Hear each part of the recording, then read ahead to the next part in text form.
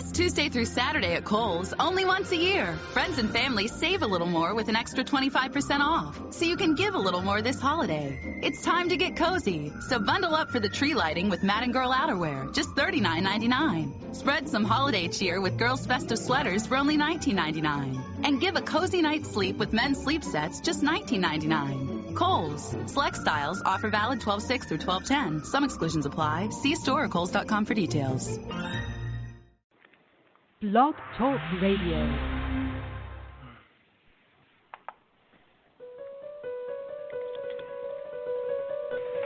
It's here. Hello? Have you checked the children? They're all pots, all of them. Whatever you do, don't fall asleep. I'm afraid! Don't be afraid! No. Be afraid. Be very afraid. Here's Gingy. Pain has a face. Allow me to show it to you. Gentlemen, I am pain. I met this 6-year-old child with this blank, pale, emotionless face. The blackest eyes. The devil's eyes. Have you checked the children? Have you checked the children? Hi, I'm Chucky. Wanna play? I think he's in trouble. Julie, this guy, if he can't take a joke, he stinks. There's no more room in hell. The dead will walk here. Look, just a flesh wound.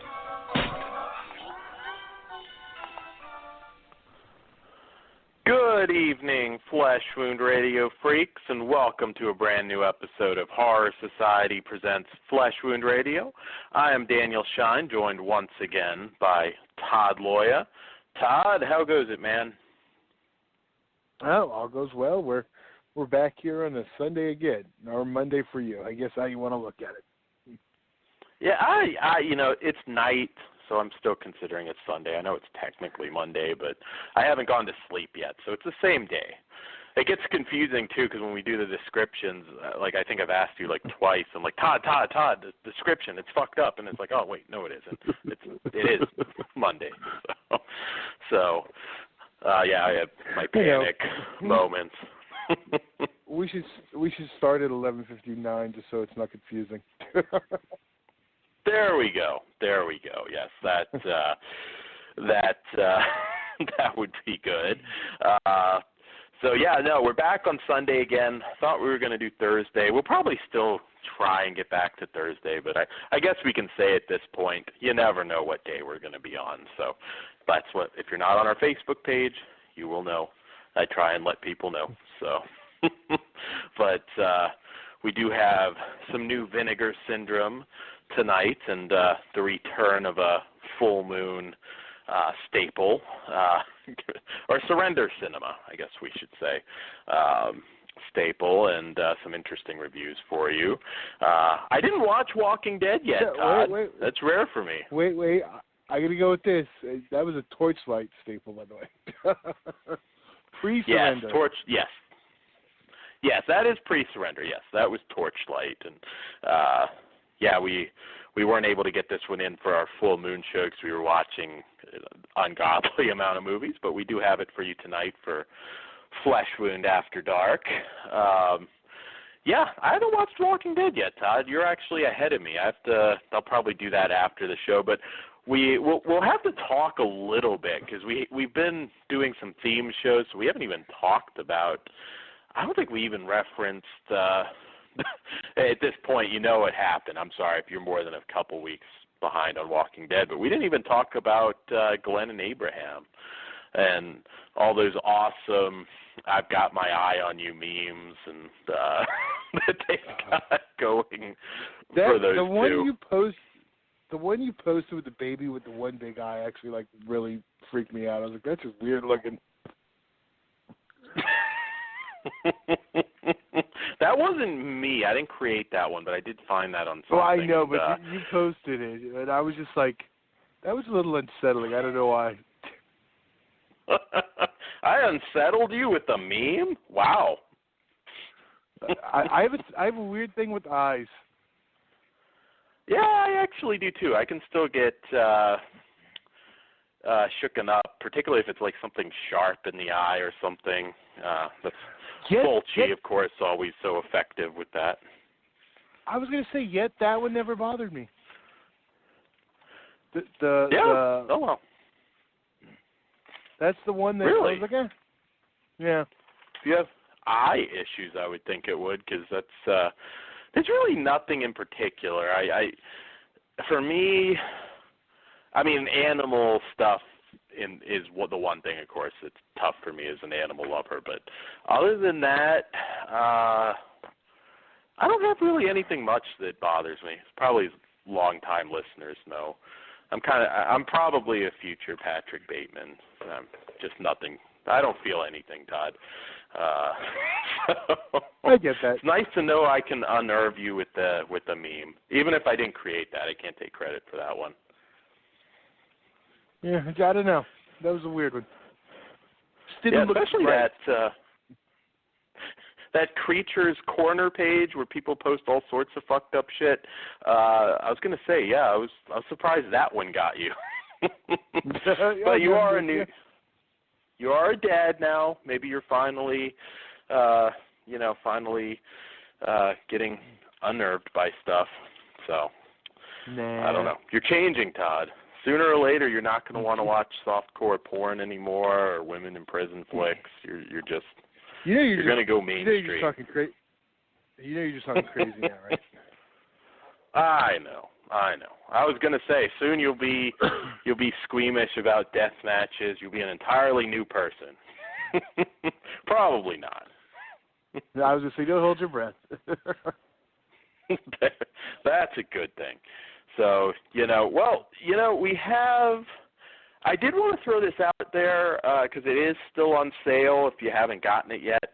The Hellraiser Scarlet Blu-ray box set, the U.S. version, of course, it's down to $78, which I sense will probably be roughly what it's going to go for because, you do the math on what they would cost separate. That's really not that bad of a price. So you may want to lock in. That dropped, I think, like $20 or $30 from what they started at.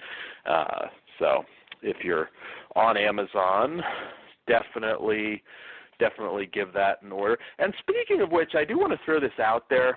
If you ever do order through Amazon, you can support different charities. A lot of people don't know this through the Amazon Smile thing. So any listeners, if you don't have a charity, I do want to throw out the Homeless Animal Lifeline. If you want to do something, it doesn't, it's the same way you always order. It doesn't, not taking extra money or anything like that. If you're ordering something, you order through them, same way, extra 2 seconds, I guess. You just save it so it'll come up automatically. And there you go. Holidays are coming up, so if you want to do something nice, you can definitely do that. And Todd, any news? I have a couple bits, but any news that you saw? Well, not necessarily news, but I know I shared this with you. You thought it was a good idea for me to share it with our listeners, and that Absolutely. was something I saw, and I was like, well, I need to go to this. And that is, and first I'll say this is not the Michael Keaton version. Jack Frost will be shown on 35 millimeter by Cinematic Void this coming December in LA, Hollywood, on Hollywood Boulevard. First time ever 35 millimeter screening. Director Michael Cooney will be there and stars Scott McDonald with props from the film. It's co-presented by Vinegar Syndrome, Alamo Drafthouse, Los Angeles, and it came from the VCR. So, I mean, there you how go. do you not want to see Jack Frost in 35 millimeter? Absolutely, yeah. No Shannon Elizabeth, huh? She may disown this film or never want to talk about it. I'm surprised she's not trying to just, get some publicity out of it and just go.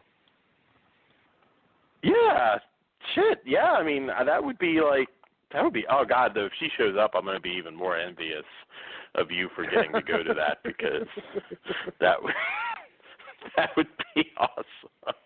Who doesn't want to see themselves get balled by a snowman in a shower on the big screen? That was made for glorious 1080p. I know. I can't wait for the Blu-ray. I mean, remember, I did make you jealous when I went to the shooting locations of Jack Frost. Yeah, if I visit, we're going to do that. I have to go there. I have to find if the shower itself still exists. I will pay the owner of the property to take a photo in that shower. I'm just telling you, like, little extra if I'm naked at the time. That place is like abandoned, pretty much. Really? Well, that's not a bad thing. Like, if the shower still exists, we can get in there. Knowing my luck, we shot somewhere else or something. Yeah, you'll never know. You just have to figure out what room it was. So you got to get there and ask the director if he knows where the shower is. Vinegar Syndrome, guys, if you're listening, you've got to figure that out for me, because I will go and I will take a photo in that shower, and I will send it to Shannon Elizabeth.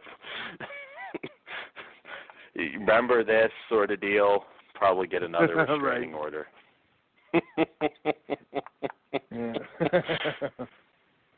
We will try. We will try.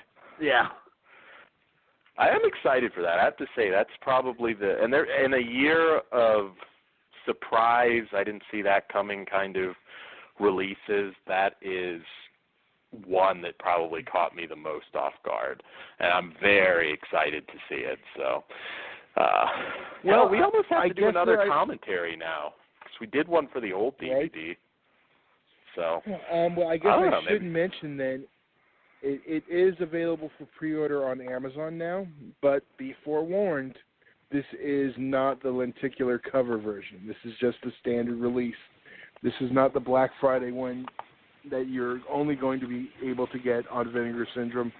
And yeah, we need to get that covered. Yes, this is true. Yeah, the Black Friday sale, I mean, it's not that I really need much, because I'm only missing a few things. I didn't get the new storefront collection, which I absolutely have to get that, and a couple other things. But yeah, although you're getting some new titles, aren't we?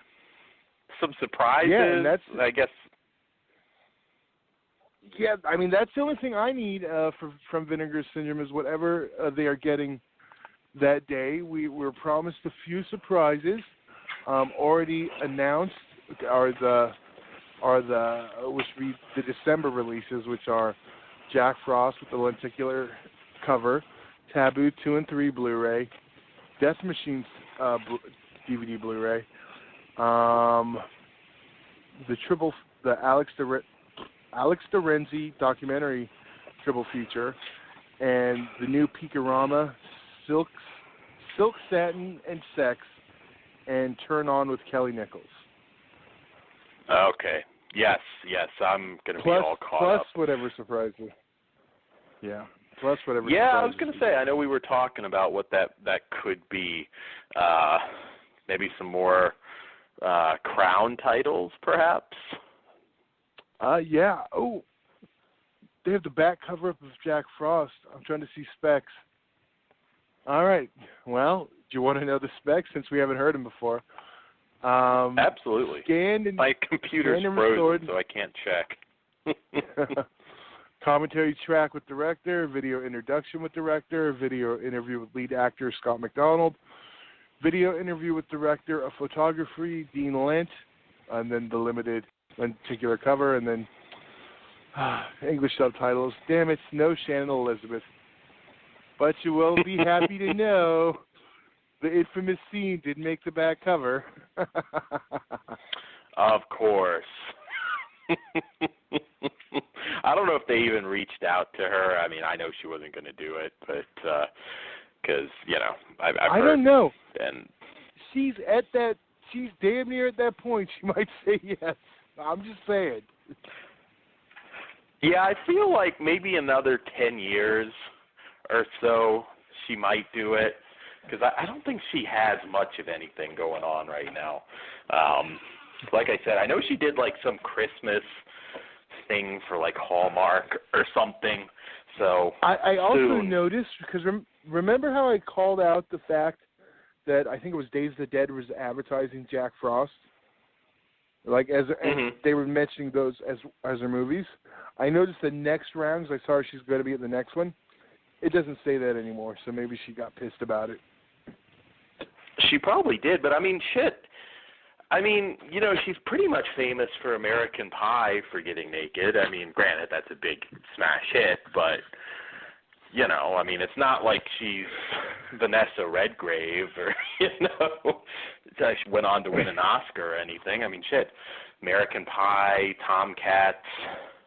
I mean, there's only a few, quote, big movies. I mean, the rest of it's just, I mean, I don't know, Dancing with the Stars, I think she was on, but it's not like she's had, like, some illustrious career that she can't discuss with. Is probably her best movie.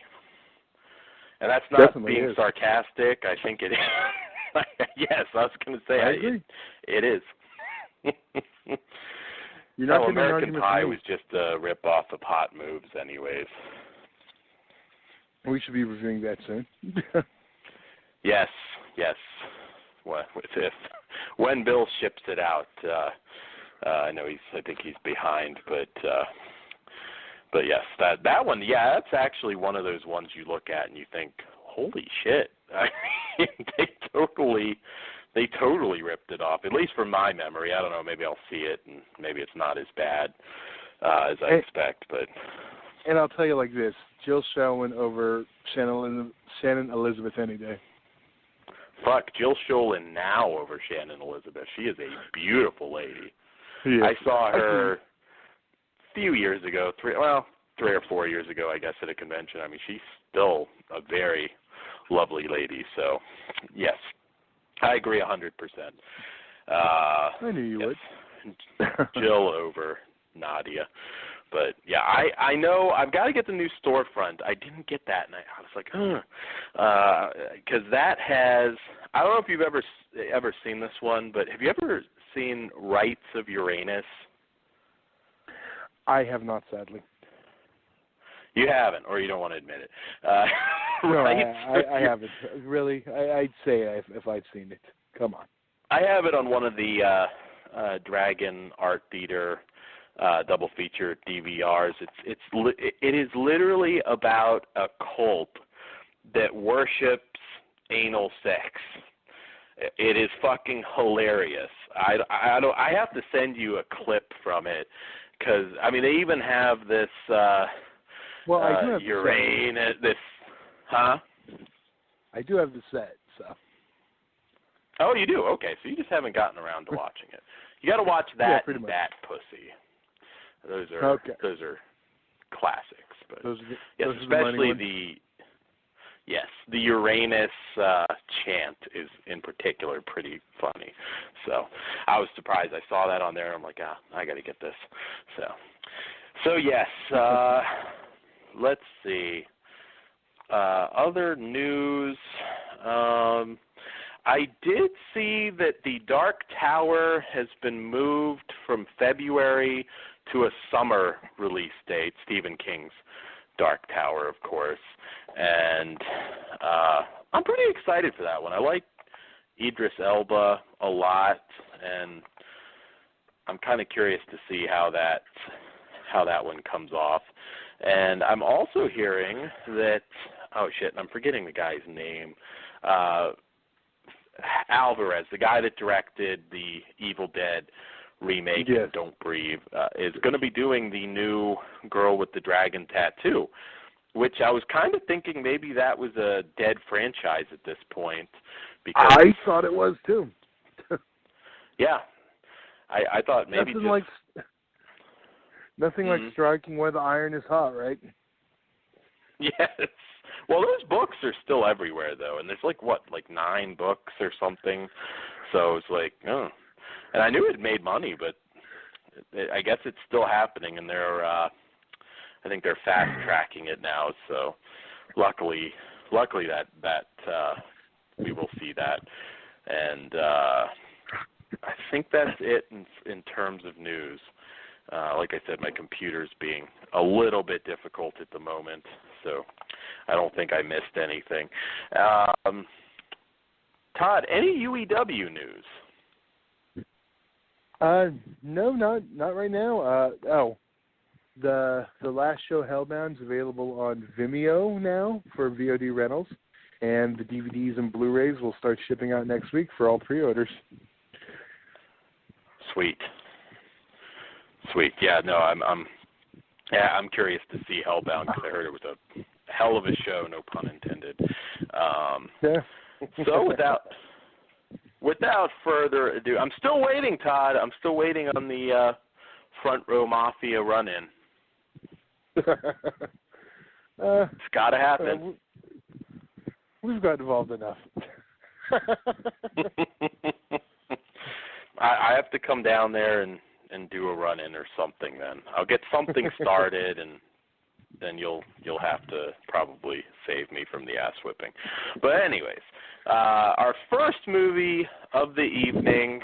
Speaking of, well, I really can't say with this one. I was going to say, speaking of, holy shit, I didn't expect that titles, but this one's actually very, very well known, particularly for its Mystery Science Theater 3000 connection, and that is the 1988 film Hobgoblins from director Rick Sloan. And this is the new Blu-ray, of course, from Vinegar Syndrome, and if you're unfamiliar with it, Kevin just got hired to be the assistant night watchman at an old film vault. Warned to stay out of one mysterious chamber, the rookie guard can't help but satisfy his curiosity and unwittingly unleashes a group of hobgoblins, furry aliens who grant people wishes only to kill them in the process. As the body count starts to rise, Kevin, with the help of his friends, decide to track down the deadly creatures before they wreak havoc on the city. Director Sloan's classic and Mystery Theater 3000 fan favorite, low-rent tribute to creature features and drive-in fare. Long available only in tape-sourced editions, Vinegar Syndrome presents Hobgoblins on Blu-ray, newly restored from its original 35mm camera negative. So, this one's an interesting one to discuss because, strangely enough, I've never really liked this movie. This is one movie, of course, one of many Gremlins ripoffs, although as the director says in the extra features, he wrote it before, and then of course once Gremlins came out, I think then the puppets sort of came in and was definitely fashioned after Gremlins. But this is one I really feel that you need to riff on it with people. Like, watching it by yourself, it really is just kind of a bad movie. It's definitely one I think that needs to be watched with an audience. I don't know. I don't think this one is fun alone. What do you think of this one, Todd? The movie itself, of course, we'll get into the features. Well, here's the thing. First off, full disclosure, I have never seen the Mystery Science Theater 3000 version of this. It's one of the more popular ones, yeah. I do know that, and I've heard that, and I think I have a copy of it somewhere.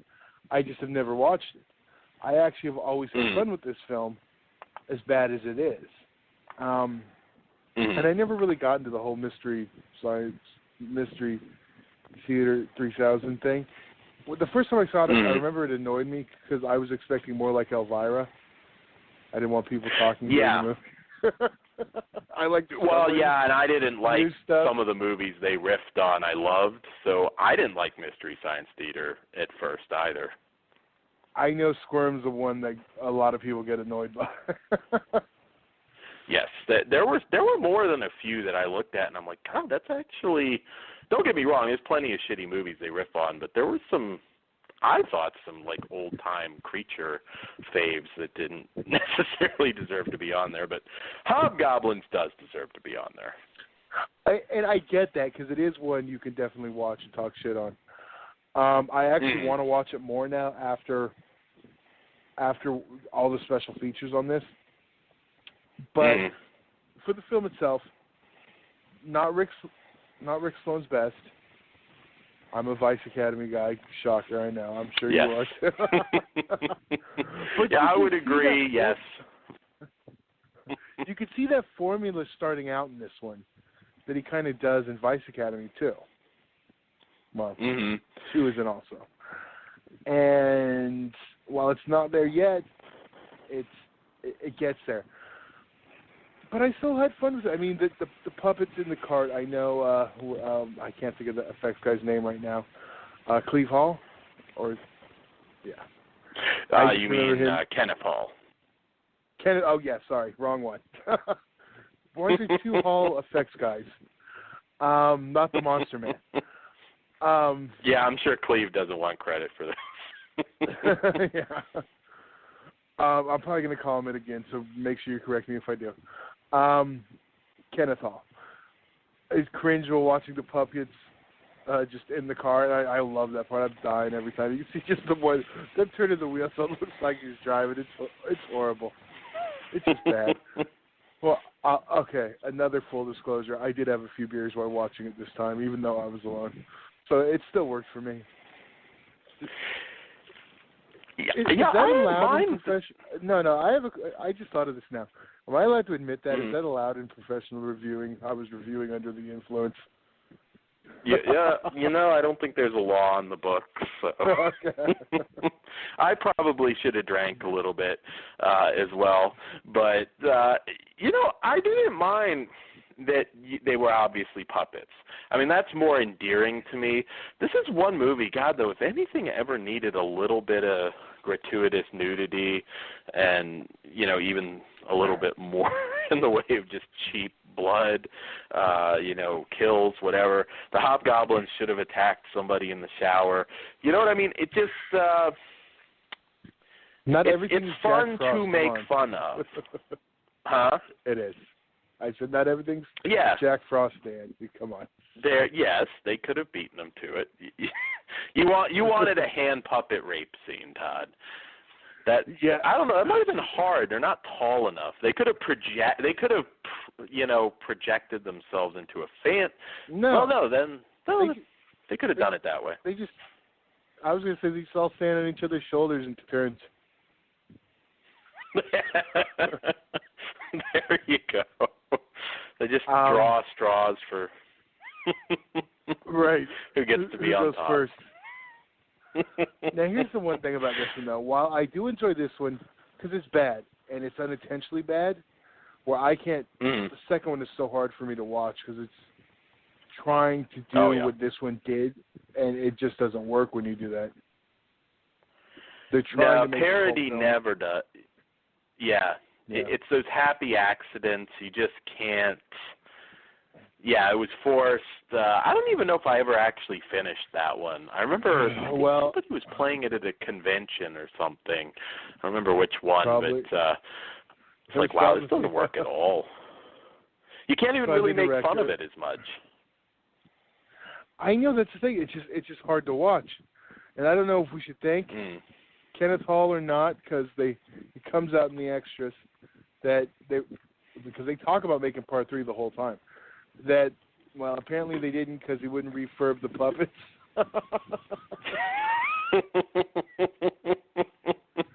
Yeah, after 2, I don't know. I don't see much of a point in doing it, but I would think the money would be there for them to do it. The one thing that I found interesting was they were going to bring back the original people, so that could have been fun, but I have a feeling they'd screw it up like part 2 anyway, so it doesn't matter. Yeah, I kind of feel like the clock. I mean, even that's been at least 5, 6 years, something like that. Yeah, I mean, I want to say it was 2009. Yeah. It might have come out a little later than that, but yeah, it's just didn't work. But like I said, I mean, this is just one of those ones. there's not a lot to praise beyond the riff factor. I mean, the god-awful 80s dancing and music is on display in this one more than ever before. I mean, there are some laughs there. I thought the wrestling with the puppet was kind of funny. And I know firsthand when you try and force that, it just doesn't work. I was there was a movie with a fake squirrel that I'm not saying I was a part of, but it was fucking stupid. You know what I mean? It was just it just didn't work because it's like you can't force that sort of thing. What were you going to say, Todd? I thought you were going to say you knew firsthand what it's like going over and racking up 976 calls on a friend's phone. Oh, yes, of course. Todd, if I ever visit and you get that $2,000 phone bill, I don't know. It was your wife or something. It wasn't me. Yes, that was kind of funny. That was like the worst dirty talk ever. Like something about an iguana or her body or something. Like I said, this one is meant to be watched with a group. It really is. I agree with that. Mm-hmm. I agree. Yeah. That's how pretty much all bad movies are. They definitely you get a group, have some beers, and this is one that's fun with a group. I get what you mean. Yeah. Watching it alone, it's kind of hard just like, oh, this is. You have no one to talk shit on the movie about, so you're just yeah. But I get that. But I still think it's fun. This is probably my first time I think I've ever watched it alone. Yes. No, it doesn't have the same. It doesn't have the same feel. I don't know. Like I said, this is one of those ones that it felt like it should have been. I hate to always go to this, but this is one that needed some nudity and even some cheap blood thrown its way, I think, to liven it up a little bit. But it's funny to make fun of, but it's not really funny to watch on your own. It's sleazy, but there's no payoff at times. It's a very when you've got that Reputation lookout point, whatever they called it. There was a lot of stuff that I just felt like this really should be more of an R movie. I do want to say Jeffrey Culver, who played, and I think he has an alternate name on IMDb too, which is weird. Jeff Culver something. I think he's Jeffrey Culver here, but he just passed in 2015. He lived to be almost 100. So it was sad to see that he had passed, but God, he lived a long, full life. Wow. Ironically enough, he has a connection to another movie later that we'll be talking about, I believe. But yes, on to the extra features, though, which we've already touched upon a little bit. Some, of course, the Comic-Con segment, which, of course, as you referenced, there was, they were getting ready to do Hobgoblins 3. I would rather see Vice Academy 7. I'm just going to say it. We can, I don't know, find a way to bring Ginger back. All I know is that's the next announcement I want from Vinegar Syndrome. And honestly, it wouldn't shock me. At least the first 3 on Blu-ray. Yes. Because I believe... Yes, that would be pretty cool. I mean, you've got so much Ginger Lynn stuff. I mean, you can tackle some of the non-XXX titles. That would be pretty cool. So you're listening, guys. Yeah. Get on Vice Academy. Yeah. Make it a big set. I know Todd and I would definitely tackle that one. That'd be a whole show. I want it to be bigger than the big Herschel Gordon Lewis set. Yes. Have it in like a police car or something. I don't know. I don't know if we'll get that, Todd. That might be asking a little bit too much. But we can't even get Police Academy in a set in the U.S., so we need Vice Academy. That'll Beat him to the market. Yes. Yeah, once you have Vice Academy, they're going to pretty much have to do that. But yeah, no, I definitely Rick Sloan's finest work. But yeah, no, they have the Comic-Con appearance from 2009, which was fun seeing Daphne in her outfit again, Kelly Palmer as Daphne, which I thought was fun. You get the new interview with Kenneth Hall, which was cool to see him tell some of the stories. You get the Making of a Disaster Piece featurette. It's a very stacked. I mean, it's definitely one of those movies. They went all out. The brand new also Hobgoblins Revisited featurette. So you get the old stuff and you get some new stuff, which is well worth it. It's definitely one of those movies that I feel I will watch like the audio commentary again and the mystery.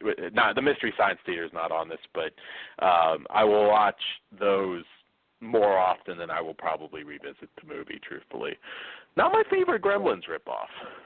What's your favorite Gremlins ripoff? Shit, Critters. Well, yeah. I was going to say you almost hate calling that a ripoff because it's a big hit, but yes, I will throw out. Haven't watched it in forever, but Munchie, good little I was family gonna say one. If we're going low budget ripoffs, my favorite. Geez, that's hard. I like most of them. Yeah, Munchies was good. That's hard. It is hard. There were quite a few of those at that point, but yes. I mean, like I said, it's an A+ disc for a D- film, but it's a lot of fun. If you've never seen it, like I said, get a group together. It's perfect for riffing. And Todd, anything else to say about the film? No, yeah, it's weird because if we give it a number rating, it's going to be like nothing. But I recommend it as a film on its own. Yeah, the movie as Dan said.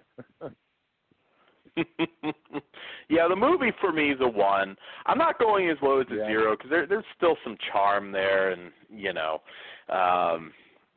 I do. Like I said, I love the Hobgoblins.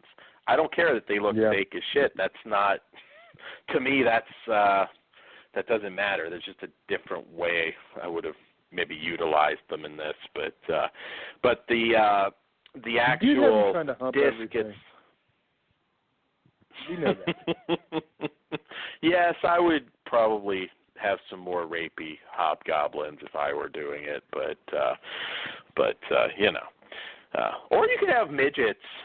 You know what I mean? You can, like, maybe that's the way to go. Have midgets as the Hobgoblins in Part 3. Although that might upset some purists too. It's hard to do a sequel in 2016 to this type of movie. It's just it's not going to come out and satisfy the diehards. They can do the ultimate ripoff and rip off another Gremlins ripoff by ripping off Ghoulies 4. Which one? By ripping off Ghoulies 4. Oh, okay. That is true. Yes, we need midgets. That's or maybe he needs to make This Ain't Hobgoblins XXX. That would be kind of fun. I would buy that before. You have to put that request out to Joanna Angel for next Halloween. Yes. I hope you're into midgets. Yes, that would that would be pretty good. Todd, we need to get Flesh Wound Features up and running. We need to. That can be our first one. Hobgoblins XXX. We need to find. We need to find some little people, and that would be an interesting casting call, though, too. Have to be okay with nudity, makeup. You had to go and fuck it up. You had to go and fuck it up. Otherwise, maybe we could call in some favors.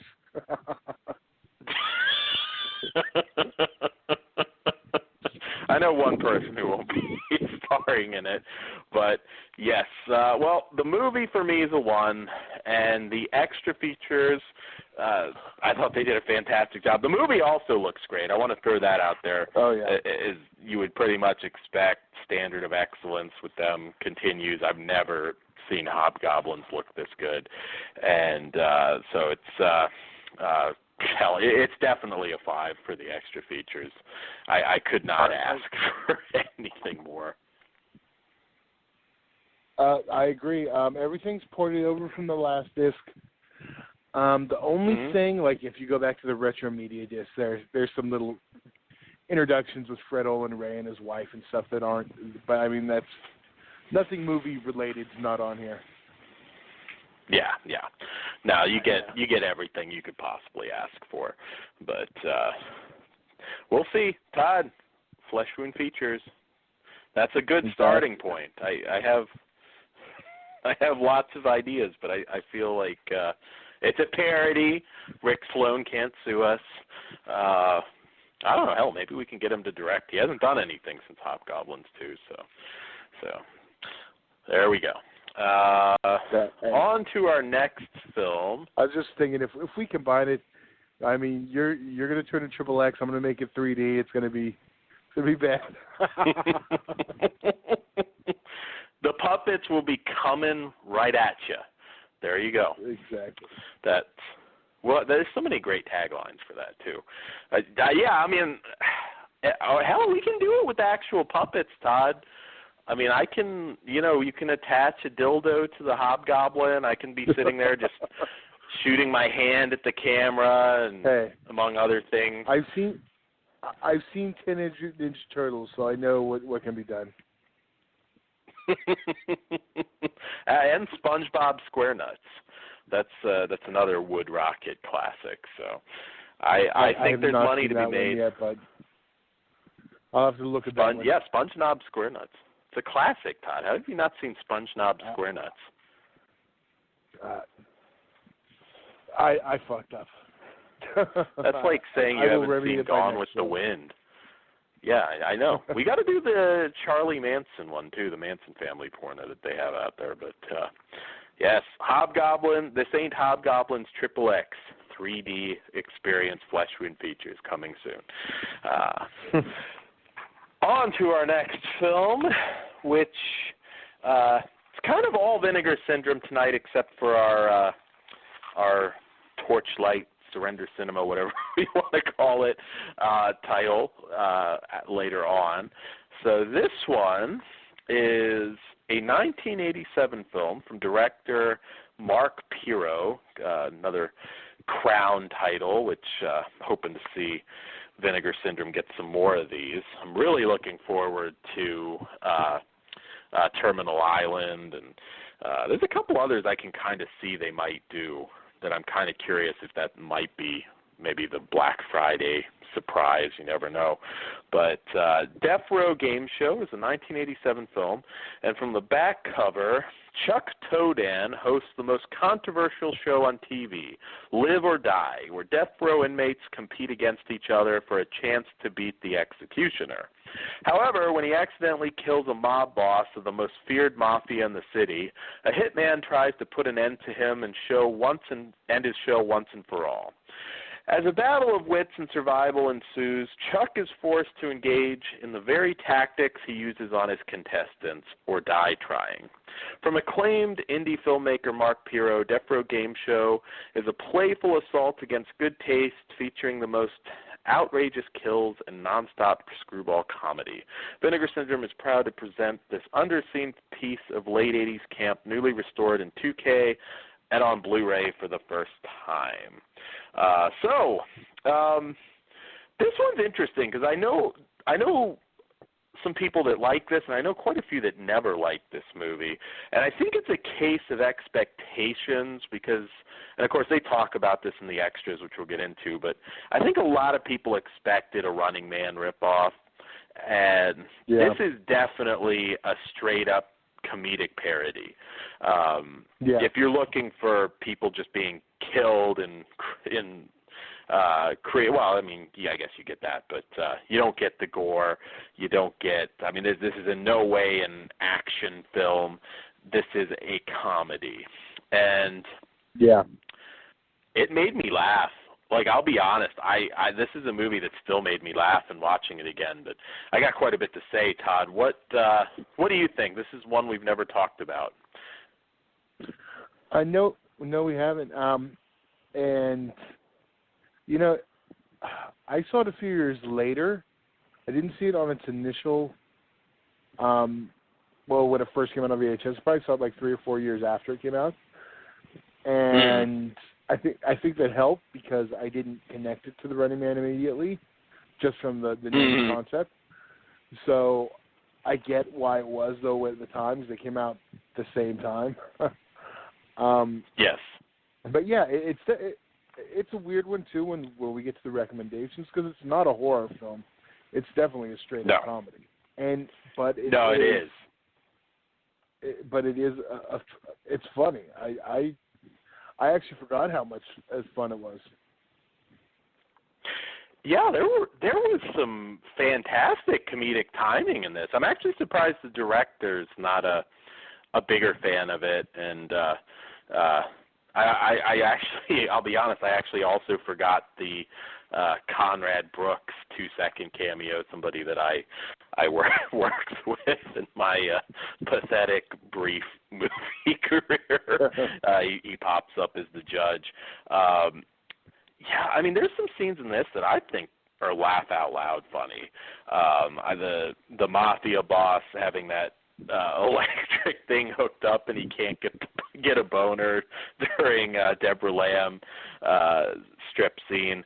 The mother getting killed. It's so goofy, and I can see why some people don't like it because, again, I think it just expectations. I think John McCafferty was fucking hilarious as Chuck Todan. He really kind of captured that 80s game show host.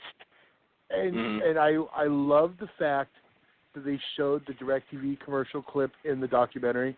So I remember when I first saw that and, like, losing my shit because I was dying. It's like, no, they really didn't fucking use it.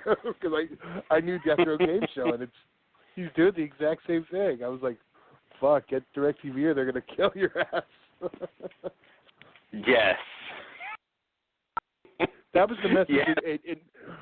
I guess it's not a bad bonus message for people who've seen the film. Yes. It's definitely one of those ones, and it's funny because the director, I don't know if you ever saw these, but the director did 2 films that aren't remembered terribly well, but were pretty successful back in the day, and they talk about it again in the extra features, which we'll get into. But Curse of the Queer Wolf and Polish Vampire in Burbank, particularly Curse of the Queer Wolf's a really funny movie. It's been out of print, but I have a DVD copy of it, and it's a particularly funny movie. I'm a fan of the director's. He does comedy very well. I haven't seen a couple of his newer films, but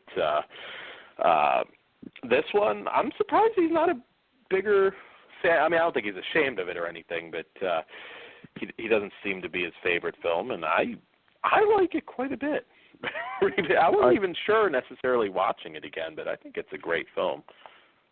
I do too. It's funny.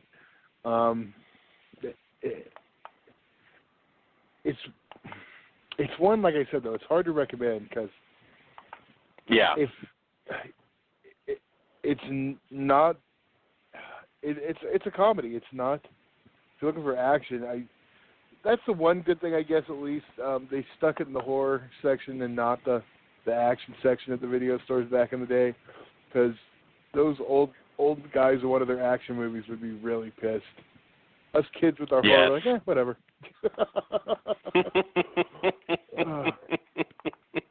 Yeah, I think that's probably. I think this was one of the last. When did Crown finally go under? Because I know this was one of the last. Not the last, but I know it was among their final titles. This is 87. They didn't make it to the 90s, so. Yeah. That's what I was thinking. And I don't know, John McCafferty, who was Chuck Todan. I don't know, you remember some softcore porn appearances as John St. James? I think that was his name.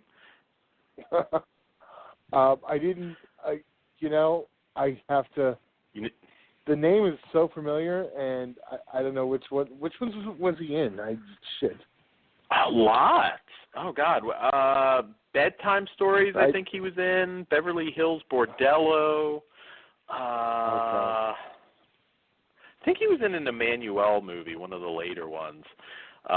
He was in quite a bit, actually, and I want to say John St. James was his name. But he did, I think Intimate Encounters was one of the Emmanuel ones, but he was in a bunch of those. He did go on to do some softcore porn. I do remember Out and About and other stuff, but yeah, that's probably it. I just probably thought it was Andrew Stevens. You spent some time flipping through Skinamax and have seen his work. You know what? I found out who owns the Night Eyes franchise. We're never getting those on disc. It's according to Film AF, unless they're going to be Vestron Collector Series, I don't think we're going to see those.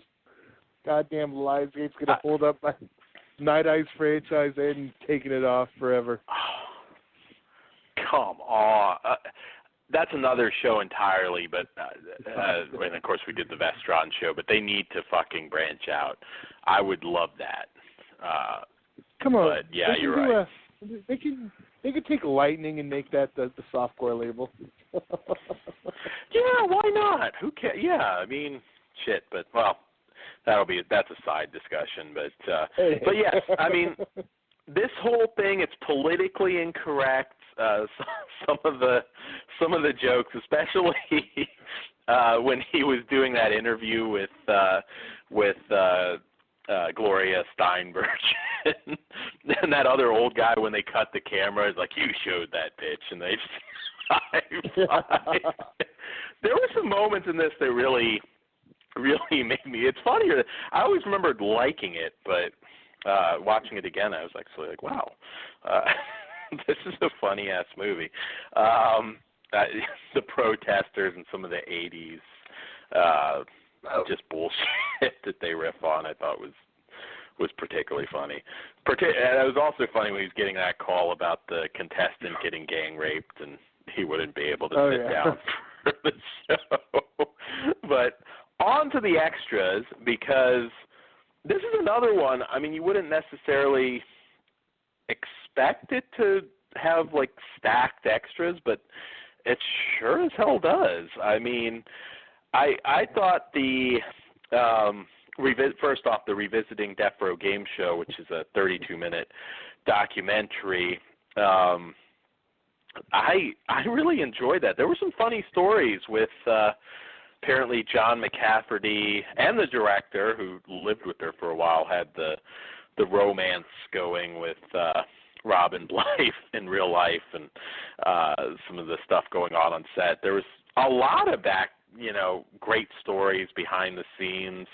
It was cool seeing so many people come back. Apparently Bino, who played Luigi, was too sick to do it. It would have been interesting to see him again, but I feel like I know everything there is to know about Death Row Game Show. That documentary alone would have made this a winner, but you also got 2 short films from Mark Pirro, which are also talked about in the very extensive making of. The commentary track. Todd, what did you think of the extras? Did you get a chance to watch them all? I did. The only thing I didn't watch was the alternate cut. I believe it's just a little bit shorter. Other than that, I went through everything. And off the bat, I'm just going to bring it up. Extras-wise, almost everything was ported over from the last release, the Code Red disc. The only thing that is exclusive to the Code Red release is that commentary. So the documentary was ported over, and I can't remember, there was there might have been one other thing. So the commentaries are exclusive to each disc. So I just wanted to throw that out there. So it's worth holding on to your Code Red disc if you have picked up the new one, if you are a completist and want both commentaries. Yeah, there you go. Yeah, if you don't have it yet, though, I would definitely say Vinegar Syndrome's superior on this one. I mean, the extras, again, it's one of those ones, what more could you ask for? Although Deborah Lamb, I think, is pretty active on Facebook. I wonder if they reached out to her. Not that she was a huge Scream Queen, but she is still doing stuff. She played the Vanna White character, I think Shanna Swallow. Yes. Shanna Shallow. Shanna Swallow, I think, is probably a porn star that I was thinking of. But yeah, I mean, you can't ask for more. The movie, for me, again, you're right. It is hard to know who to recommend it to. Just understand, if you're looking for an action film, sci-fi, horror, or whatever you might expect from this sort of premise, it's a comedy. It's 100% comedy. It's very low budget, so I don't think they really had much money for the kills anyways, but the kills are funny. And I laughed my ass off. I mean, I think it would make a good double feature with a Blood Diner, because they have similar, I think, humor. Yeah, that's true. Actually, that'd be a very good double feature. But yeah, it's not going to appeal to everybody. I'm sorry. I didn't mean to jump in on you again, but I was just going to say, if you liked Diner and you like the humor, I think this will be one you'd like. I mean, that's like the only way I think I could confidently recommend it to someone. So. Yeah, if you like I said, though, if you like politically incorrect humor, there was quite a few things in this that I thought was really funny. It's always hard to recommend, though, with comedies, because you just don't know somebody's personal sense of humor. This one worked for me. I mean, I give this one a 3.5, the movie. The extras, 5. I mean, shit, again, so extensive for this movie. I mean, and it looks fantastic. This is one you might have seen on one of those many budget sets. If you like the movie, this is the one to see. It looks amazing. And, yeah, I was happy to see it. I never got the Code Red disc. And I don't know why. I just never picked it up. The Crown titles now are kind of... it's hard to tell now, because, like I said, I'm kind of wondering what else Vinegar Syndrome might have up their sleeve, because, like we were talking the other day about Elvira's nude, glorious HD Blu-ray debut, but do I pull the trigger on that if Vinegar Syndrome might be putting it out anyways? That's not a Crown title, though, I don't think. Oh, it's not. No, you're right. It's not, is it? No. Well, that's true. Well, shit. Now, Todd, I got to get it. I thought it was. I know. No, I guess it. No, that one wouldn't have been a Crown title. Yeah, shit. Now I got to get it. Double check. Now you're like, damn it. Well, now that you say that, yeah, I think I'm wrong. But yeah, because I've never seen that on one of the. I don't think I've seen that on a set, so you're probably right. So I will probably now have to get that for a while. Were the other two Crown titles? Stigma's not. No. Was Group Bear? Well, we'll have to figure out that mystery after. Yeah. But what do you rate Death Row Game Show? I give it a 3 for the film, and I agree, 5 on extras. I recommend the overall package. It's definitely a great set. Absolutely. And it looks amazing. And it looks amazing. Oh yeah, no. Again, that's kind of a theme with Vinegar Syndrome. Like I said, they haven't they really haven't dropped the ball. I mean, there's so many films that I really am not expecting to look great, and they always do. So, yeah, Death Row Game Show is definitely a great release. So we're about at the halfway mark, Todd. I hate to put you on the spot for music because we didn't talk about what song we may have. There's kind of several different titles tonight. Virgin Hunters 2 actually had quite a few songs on it as well. You'll be unhappy to hear I did not even remember that, but happy to hear I do have a song from last week, so. There we go. So if you give me 1 second. I wasn't in position. That's what she said. I know. All right. So tonight we are going with a selection from Puppet Master. That's fine. I just need to take a piss. All right. Well, you are free to go. We will be back in 3 minutes. Go quick.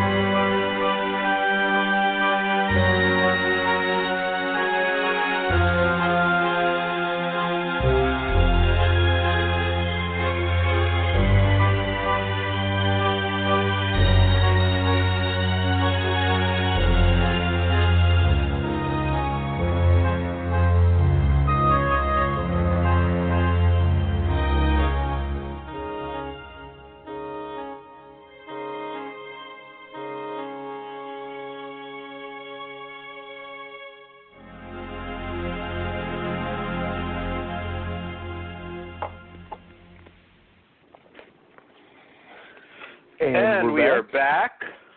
All right. I didn't know if I beat you. That works. Always nice to hear that theme. Definitely takes you back. I don't know. Did we play that for the Full Moon show last week, or? We did not. We never even got around to a break. Yeah, I think we had so much to cover. So, yeah, I think we skipped the break. It's like we needed. I mean, we still didn't get to everything, but. You know, like I said, there'll probably be a part 2 for that anyways. But, well, on to our next film for the evening. I guess we'll save the double for last, and probably the most known title. What? Did you?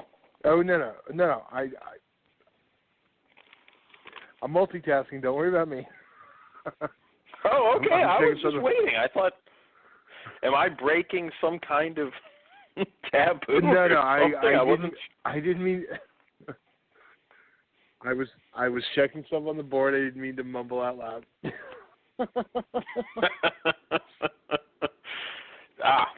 I was gonna say, Todd's looking at porno again. I am. Well, but I'm not multitasking that much today. There we go. But anyways, Nightmare Sisters, the first of multiple Linnea Quigley titles we're going to be tackling tonight. This is a 1987 film from David Dakota, and once again, writer Kenneth J. Hall. So some different movies with connections to them on this show. Nightmare Sisters, if you're unfamiliar with it, and in case, shame on you, three plain-looking sorority sisters, played by legendary scream queens Linnea Quigley, Brink Stevens, and Michelle Bauer, decide to host a seance and invite their nerdy boyfriends to enjoy the fun. But when Omar, a mystical shaman, suddenly appears in their crystal ball and tricks the girls into touching him, they're suddenly transformed into ravishing succubi, determined to suck more than just souls. Will the guys be able to stop the madness before it's too late? Director Dakota's sexy horror comedy Nightmare Sisters is a nonstop thrill ride of outrageous 80s trash, starring three of the biggest names in Scream Queen history. Vinegar Syndrome is proud to bring Nightmare Sisters to Blu-ray for the first time anywhere in the world, newly restored. Okay, so no secret, these Scream Queens are a huge part of Todd and I's life, particularly Brink Stevens for me. Brink Stevens is like my all-time, I think, childhood crush. I absolutely adore her. And this is definitely the movie where you get to see quite a bit of them. The shower scene is definitely pretty much, I think, in the top 5 Mr. Skin-tastic moments that I think I can still kind of remember looking over my shoulder watching this back in the day, making sure nobody came into my room. Yes, this is 80s schlock perfection, in my opinion. This movie, definitely rushed. I mean, Dakota certainly had to shoot these films on a very, low budget and no time, and it's quite frankly amazing sometimes what they're able to pull off with some of these. And this is, I think, a blast. I mean, for no money, what they were able to do.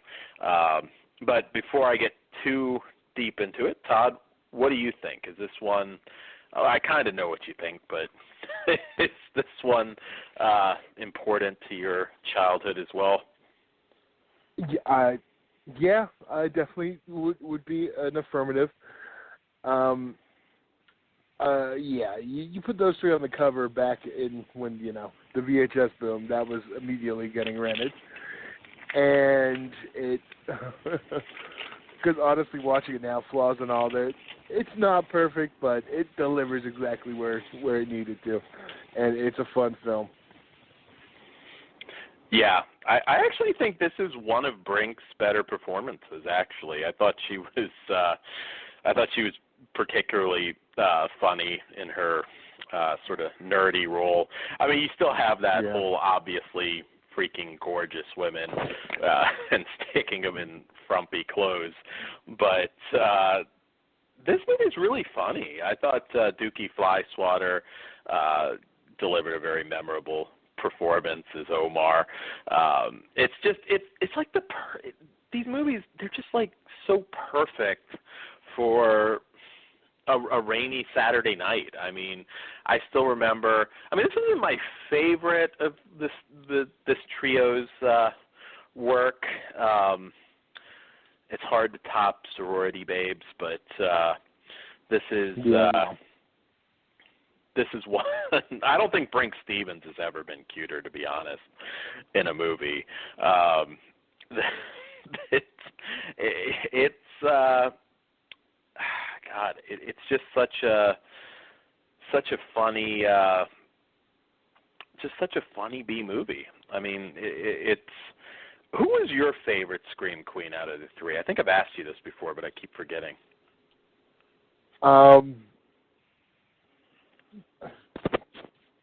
Honestly, it depends because I go back. I don't want to offend you because she's not it. I go back and forth between Leanna and Michelle Bauer, but out of these three, I'm not offended. Even though Brink Stevens is obviously the loveliest of anybody that ever lived.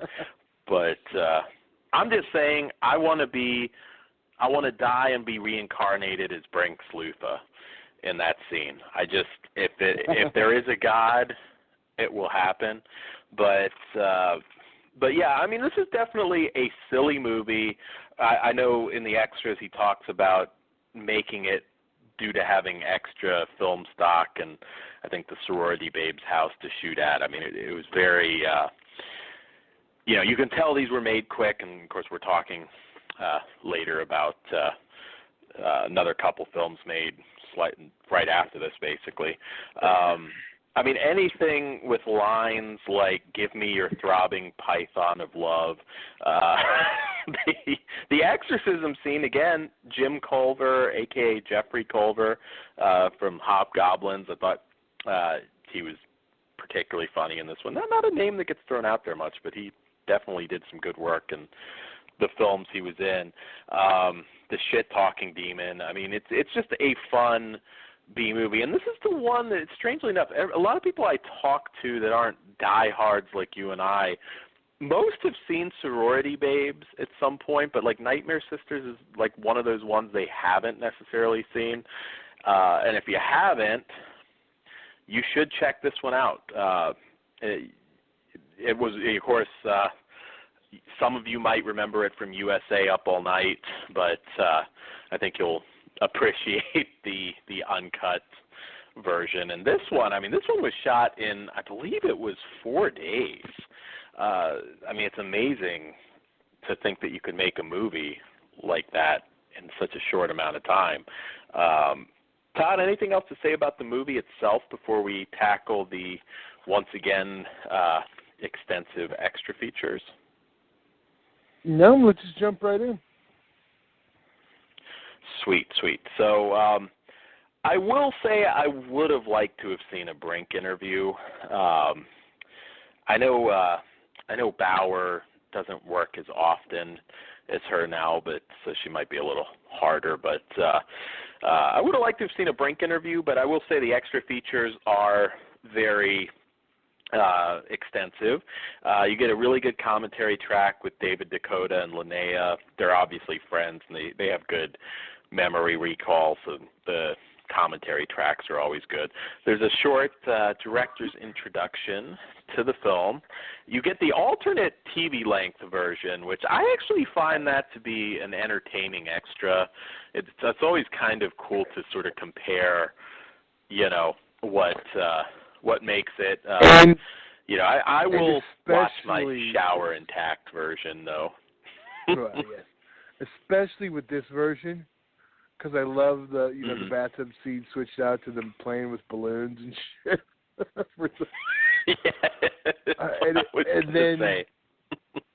And then the striptease later. So obviously, So it reminds me of, there was that old Saturday Night Live skit where we see the point of view, and you just see like the hand pop out. And shit. Mm-hmm. And that's what they were doing in this because they didn't have the guy. But hey, let's be honest. USA Up All Night discovered some films on there. I mean, it's like you knew the titties were there, Todd, and once you saw it, you knew, okay, Gilbert, just tell me, where I go rent this thing now. I still remember that's how I discovered the now Trauma classic, Getting Lucky, and they still managed to show the part where the guy's like tiny and he's hanging on the chick's pubes while she's riding the bike, where she's like in her panties and all tiny. I was like, I guess because it's fake. I don't know, but yes. Then I finally got to see it. We need to bring up years later. We need to do an uncut, like, Up All Night. Flesh Wound Radio, Todd, we need to make it like a streaming channel or something. We can, like, host an Up All Night with the nudity intact. But, yes, this movie, I still with the fake teeth now, I still get a boner anytime I go into the Halloween section and see the fake teeth. It makes me think of Nightmare Sisters. Balloons, too, now that I've seen the TV version. Again, I got to avoid going to any parties. But yeah, no, this, again, it's hard to describe this. I always have interesting conversations with some people that just see a cheap B movie, and it's impossible to explain the appeal, I think, if you didn't really grow up with it. But these films are just fun. They're just fun. They're light, beautiful, beautiful women. You get to see Dominatrix Brink, which is always nice. You get some cock gobbling, not the good kind, but yes, it's just perfect for what it is. I always have discussions like, what do you see in these movies? But I'm like, well, you just don't get it. You weren't maybe around for some of this, didn't rent them on video, and you just don't get it. So, like I said, once again, looks fantastic. Definitely the version to own. You can toss your DVD unless you're a completist. But looks fantastic. The extras are great. Again, Brink and Michelle I would have liked to have seen, but they certainly deliver with the commentary track and the TV version, which again I think is pretty cool. So the extras. I was going to say this one's kind of similar to the Hobgoblins disc because Retro Media also put this one out, and I believe that commentary on that disc is exclusive also. And other than that, there's just little. Other than that, there's just the little Fred Olin Ray segments. I believe is the only thing that's not there. The introductions, the Night Owl Theater stuff. Yeah, but I can live without that, so that's not a huge deal. So the movie for me, in my heart, it's a 5. I'm not going to go that far, but I'm still giving it a 4. I think it's perfect for what it is. And the extras, I will also give a 4. I think you get a lot of great information here, and Todd, what say you? I give the film a 3.5. I know. Sorry, Dan. While I still love it, I've tried to be good. And extras. I think the lack of a couple of participants kind of it's hard for me not to knock a little off for that. So I'm going to give it a 4 also. Okay. Well, I will say if you haven't seen it, there are some good documentaries, Something to Scream About, and Screaming in High Heels, I think was the title. So you can kind of see these ladies together talking about this film and many of their other films. So it's, it is out there. So, and I will say, Todd, we got to review the Dookie Flyswatter classic, Terrors from the Clit. He plays the Clit Master in that, and that kind of screams Flesh Wound After Dark. I will know. I might have an in to get him on because I didn't realize until something recently that one of my friends, he's like, oh, he's my friend. He's like, he doesn't watch he doesn't watch horror films, But he was like, isn't he? Because I posted something about Blood Diner. He's like, I think my friend Dookie Flyswatter's in that. I was like, oh, sweet. No, but I was like, no, but I think he wrote it. Or he had something to do with, he had something not in it, but on it.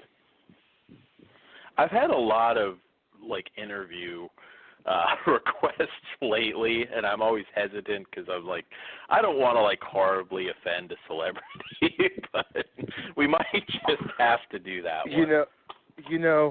You talk shit on how much of a piece of shit Slaughter High is. Yes. Yes, Chris is kind of the master of upsetting a celebrity. Well, hell, Todd, I did have my recent incident, so, it happens. Yeah. Oh, that's still your fault. Thank God he didn't know who King Kong Bundy was, but anyways. He they all get know that who King Kong Bundy is. They know. Yes. Bundy That's for Hall Godzilla. of Fame, 2016. That's their Godzilla. Yes. They grew up being told tales. So anyways, before I get in trouble for you.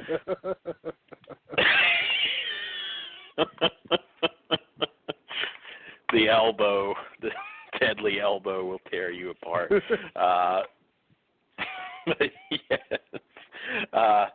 So we got a double feature, and we're going to tackle them separately, obviously. But Vinegar Syndrome's new Blu-ray release, a pair of Linnea Quigley, David Dakota titles, Murder Weapon and Deadly Embrace. We'll hit Murder Weapon first. First in Murder Weapon, two women who have just been released from an asylum hold a party to reunite with their old boyfriends. Soon, a mysterious black-clad killer begins murdering the boys in increasingly gruesome ways. Can the murderer be unmasked before it's too late? This is one. I mean, these two movies for a long time were hard to find. They weren't ones that were readily available. It's great to see. They did come out on that Linnea 3-pack, I believe it was, a while back. Of course, once again superior in look. I finally picked it up within the last 8 months too. You did? Yeah, I was going to say it's kind of how it goes.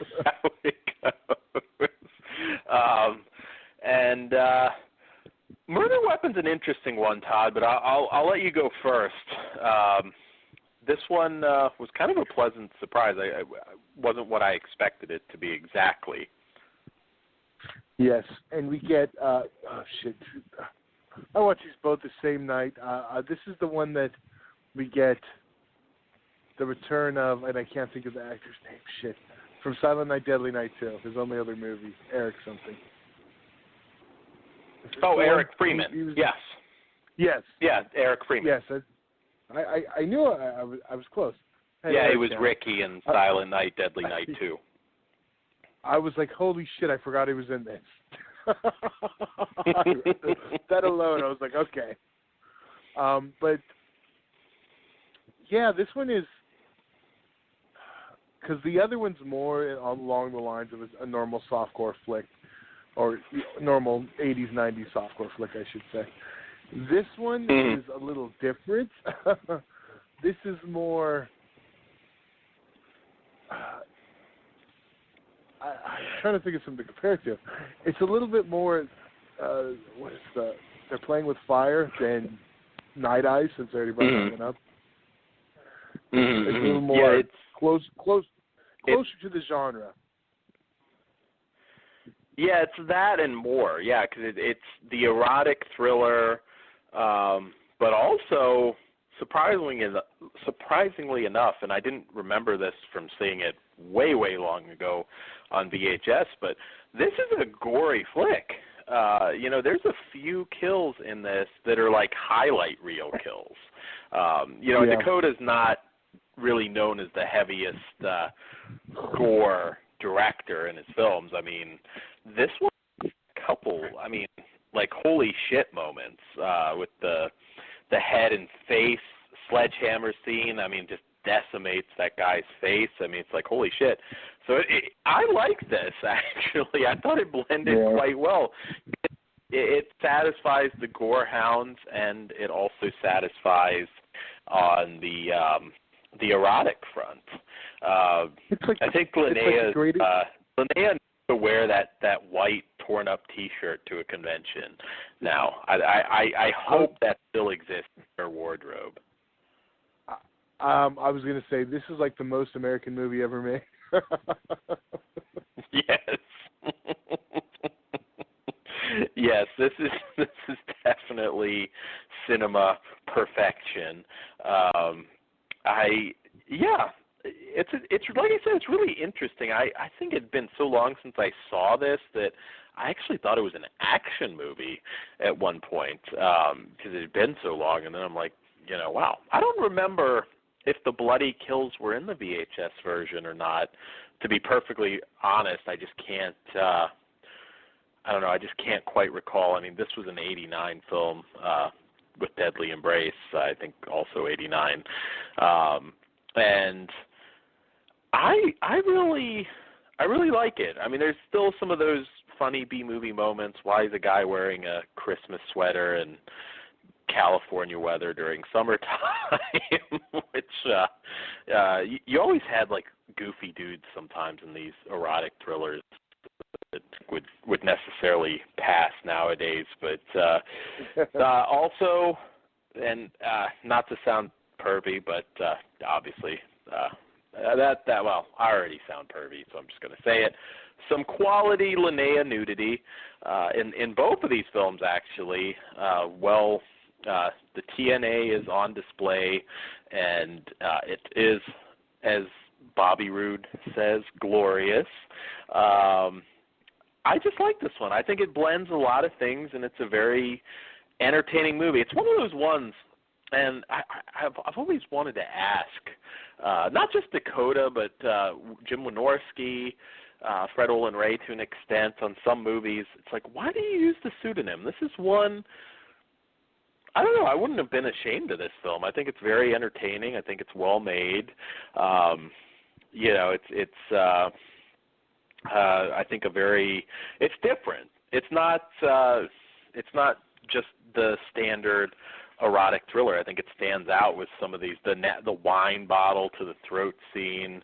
You got the exploding face. I mean, it's surprisingly gory, and I didn't remember that at all, quite frankly. And you will recognize, I think, a similar house from a previously mentioned Scream Queen classic as well.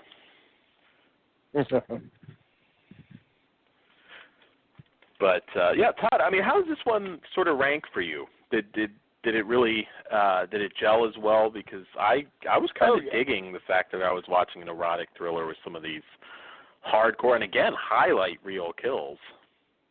Yeah, I did too, and that's why I said it's like the most American movie. I did too, because I wasn't expecting it to be as extreme as it was, because, again, you mentioned the VHS, and I don't remember it being that extreme, so I'm assuming it was cut, and they make mention of saying it's the first time uncut, or completely uncut. And it is, and I thought it worked. The story is, I don't know, I get doing a straight softcore. We'll get into that. We probably should have flipped these. It's weird because they put this one first because it is the better film, but they actually came out the opposite, and that's why they decided to do Murder Weapon, was because of the other one. And you can definitely see they turned it up from that one. And Murder One is definitely the better film, and it's everything that went right in the other one, and they upped the violence, and it's just makes it such just a good. I get why it would kind of stick out in those. I mean, yes, we're going to like it, but the guys going to rent the softcore stuff are going to get pissed. It's another one of those where it's like, and you don't want to piss those guys off either. It was them and the action guys. Well, I don't think they'd be too pissed. I mean, we get, like I said, Karen Russell, beautiful, and you do get some really nice Linnea nudity. So I think it satisfied both, quite frankly. Yeah.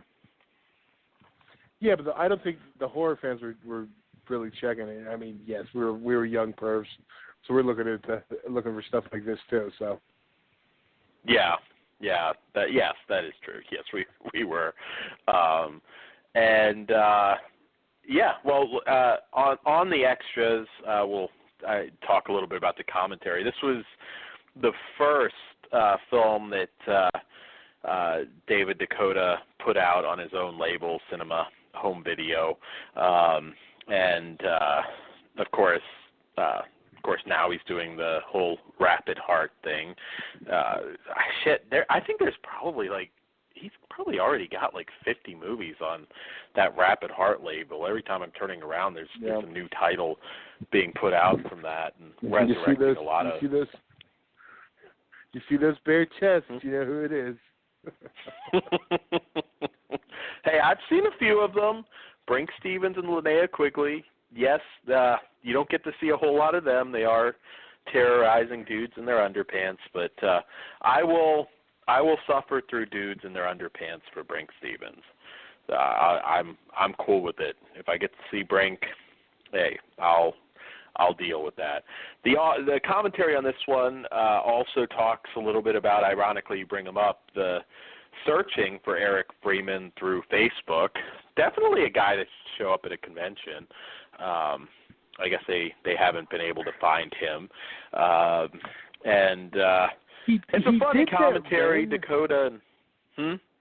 He did that random, a few years ago, appearance at a Silent Night, Deadly Night 2 screening, because I know the footage ended up on YouTube and stuff. And really? It's if it's not on YouTube, I do have a copy of it somewhere, so I'll make sure you get to see it. It's the only anything. Were you there? Did you meet him? No. I wasn't. I was not. I just got to see it. And I don't know where the screening was now, honestly. They might say it on it. I'll have to find it and get it to you. Okay. Yeah, so sometime, you had to get a hold of him or he showed up. Who knows? Well, it's nice to know he's still out there at least. They were talking about that on the commentary track. Linnea and Dakota obviously are still friends, so it's a very smooth and good memory recall for again a film like this that probably I think even they hadn't seen since way back in the day themselves. I always really enjoy his commentaries, and this is no exception. There was one funny moment where he was talking about not having as good a memory about all the naked women that I thought it was particularly funny. So Murder Weapon, and we'll give the extras, I guess, the rating at the end of the other one because we're still talking. They're intermingled, but I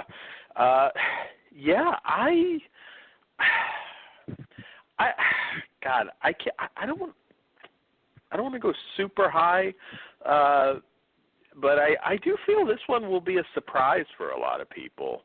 I think you may pick this one up and think, wow, this is actually pretty entertaining. I mean, I'm giving it a 3. It's a hard one for me to rate the movie itself.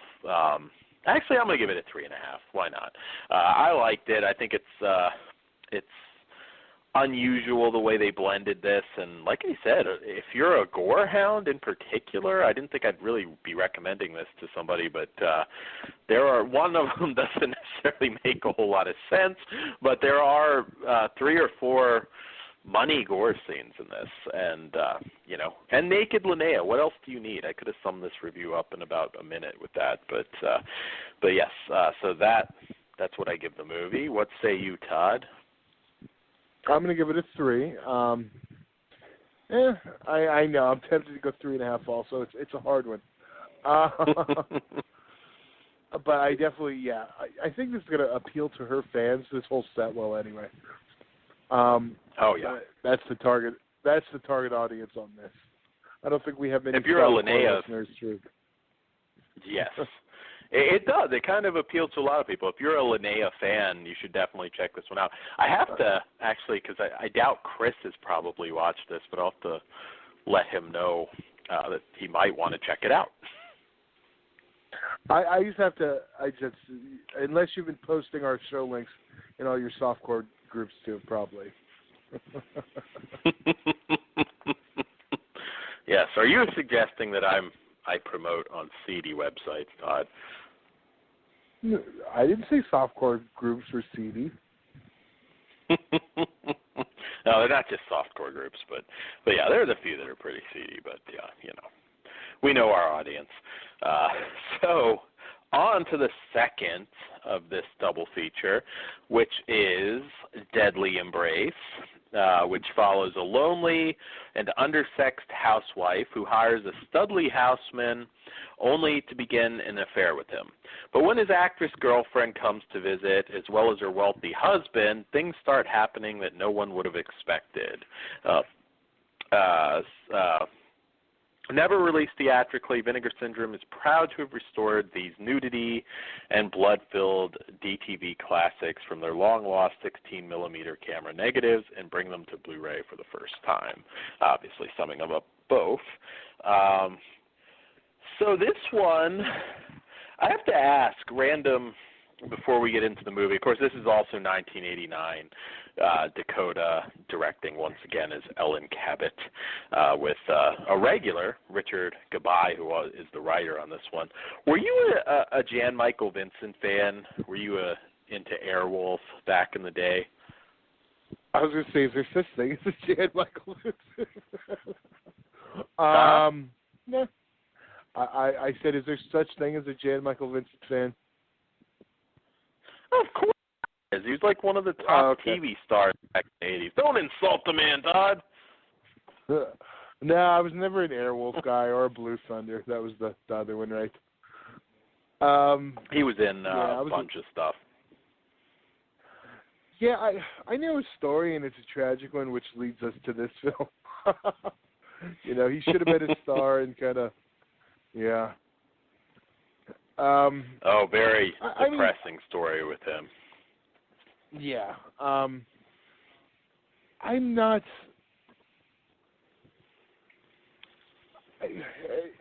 Was I a fan? No. I mean, I wasn't like, ooh, it's a Jan Michael Vincent film. But I didn't mind watching him and stuff. He was in a lot of good stuff. Yeah, he actually, I think he did one. It was like an action horror film he did with Arlie Ermey called Demon Stone, I think around the same time.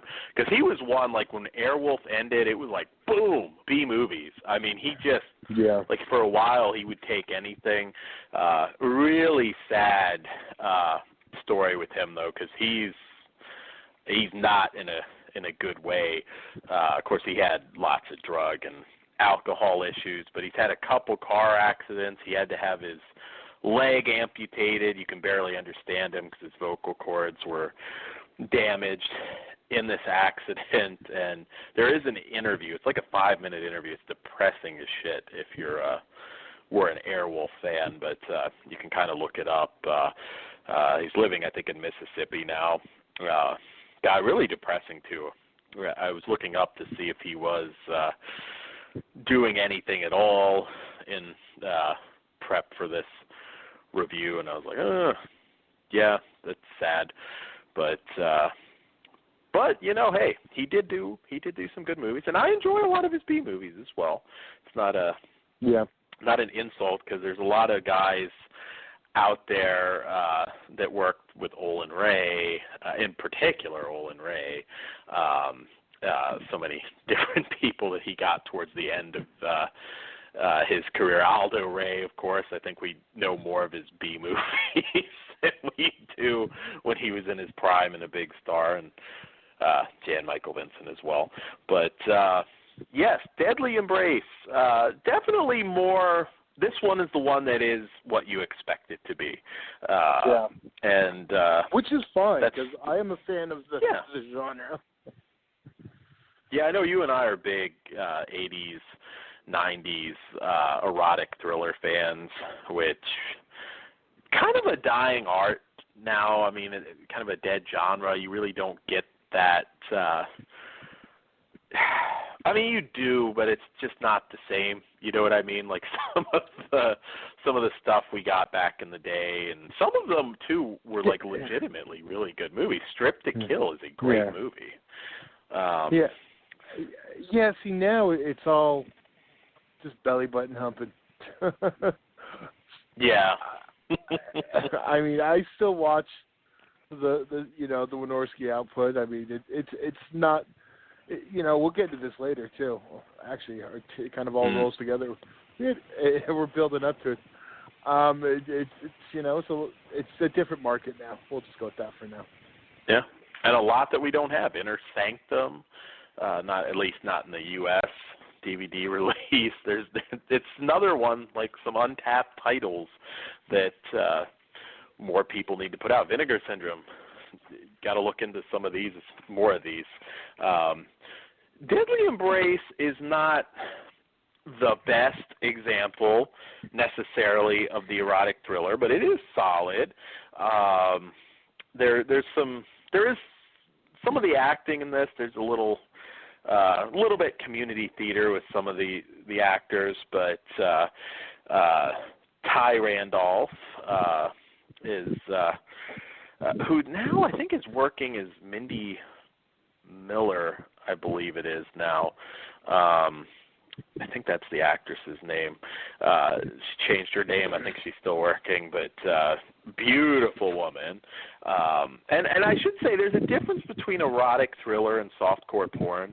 This is another conversation I had with somebody the other day. It's like it's erotic thriller. They were legit movies. I mean, like I said, this is 1989, so it's only a few years removed from Jan Michael Vincent being like the top paid actor on TV at one point. So like I said, it's amazing how quick. No, continue. Sorry. Oh, no, that's okay. This isn't like the best made of the erotic thrillers. I mean, again, this one was made really fast. I think that Murder Weapons definitely stands out more because of the genre blending that it did. But initially, I think Stuart Whitman was cast, and they got Jan Michael Vincent at the last minute in the extras.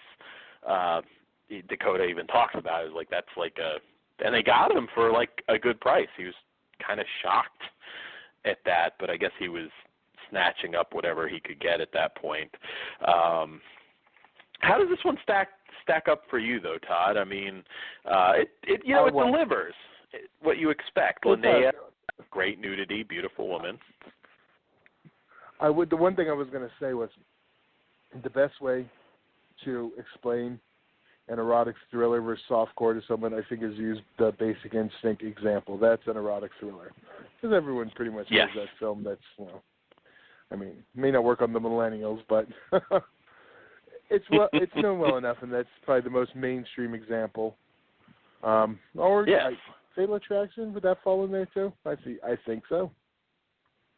Yes, absolutely. Yeah, no, that's the thing, and oftentimes they were also more satisfying than softcore porn, because there's a lot of softcore porns that, particularly now, because I think the golden era is dead on that. I mean, the internet, of course, and everything, but it wasn't just the like 90% sex, and you'd get like 2 or 3 minutes of plot before you were on to the next sex scene.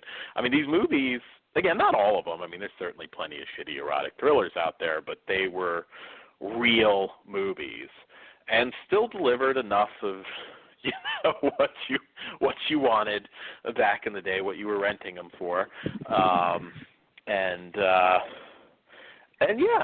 this is there's some moments like they keep getting those shots of Charlotte kind of. I think they were using the same 3 facial expressions with her kind of being a voyeur. it's pretty obvious where this movie's going. It's a solid flick. It's a little more forgettable. It's definitely I can see why Murder Weapon is prominently featured. Yeah, I definitely agree. But I mean, and you. But like you said, it's the definition of the genre. I mean, and it works. I mean, it's you know what I mean. I feel like we could get a good erotic thriller show at some point. We'll have to plan. Of course, there's a lot of stuff that's just not. Might have to watch on the computer or an old VHS because there's a lot of it that's not on DVD. But like I said, some stuff that was really successful back then that just for whatever reason it's just not been resurrected yet. But I'd love to see more of this from Vinegar Syndrome, especially. Probably my favorite company, and I'd love to see them tackle some of these gems that have just been forgotten in time. Unfortunately, it's really sad, but yes, this one's definitely a standard example. You get Michelle Bauer is also in this one as what do they credit her as? The spirit of the sex. She just kind of shows up in a dream sequence and rubs her titties once in a while. It doesn't. Probably doesn't need to be there, but I think we're both glad it was there. Doesn't need to make sense, and it doesn't. Yeah, this one would probably be harder to recommend, particularly unless you really are a big fan of this genre separate. So I think it's cool that this was a double feature, like I said, I give this one 2.5 stars. The movie, I think it's a serviceable average for the genre. What say you, Todd? And then we can rate the extras, which of course are intermingled. I'm a little bit higher. I think this is a 3. It's a little above average in my opinion for the genre. Okay. Yeah. I mean, it delivers everything it should, and I've seen some far worse erotic thrillers. Oh, absolutely, yes. Hell shit, do you remember, totally random, but you remember even Ice-T did one? I think it was Fred Olen Ray. I'm pretty sure it was Kept, I think it was. And I don't know if it's come out on DVD or not. Might have been a VHS only. But even he did one. Wow. See, that's how obscure I get, Todd. I rented all this shit. Yes. Well, we covered the extras. There are commentary tracks for both films, outtakes. The commentary tracks, I think, are really good. Like I said, Linnea and Dakota obviously still working with each other to this very day. I think 3 Scream Queens, Cougar Cult, some others. Cougar Cult has all 3. So if you're a Nightmare Sisters fan, you may want to check that one out. Obviously not quite maybe what you would be looking for compared to that, but they're all together again, and that was pretty cool to see. The commentary tracks are great. That truthfully would be enough with how obscure these films are. But you do also get outtakes. You've got the short director introduction, and I was very happy with this. I mean, again, considering these films were really forgotten before that DVD set came out, so much to the point that I thought Murder Weapon was an action film. I just barely even remembered it until my memory was sort of jogged. I give a 4 for the extras as well. Couldn't really ask for more. I agree, and I definitely would recommend this to fans of the Scream Queens mentioned. Well, the only one missing is your favorite. I'm sorry. Yes, they needed they could have had 2 spirits of the sex. They could have just been rubbing each other, and it would have worked. But Brink was probably doing something else. Yes. And then Dan would have been rubbing himself, and there would have been a whole issue. Hey, I can rub myself to Michelle Bauer and Linnea Quigley. They're nobody can be Brink, but hey, that's the next best thing. But yes, so on to our Flesh Wound After Dark title. We probably will go into the archives slightly, so I'll warn people now. Anybody listening to us close to 2 a.m. on a Sunday night, most of you I think are listening archive, but we'll get into it. The following program is intended for mature audiences.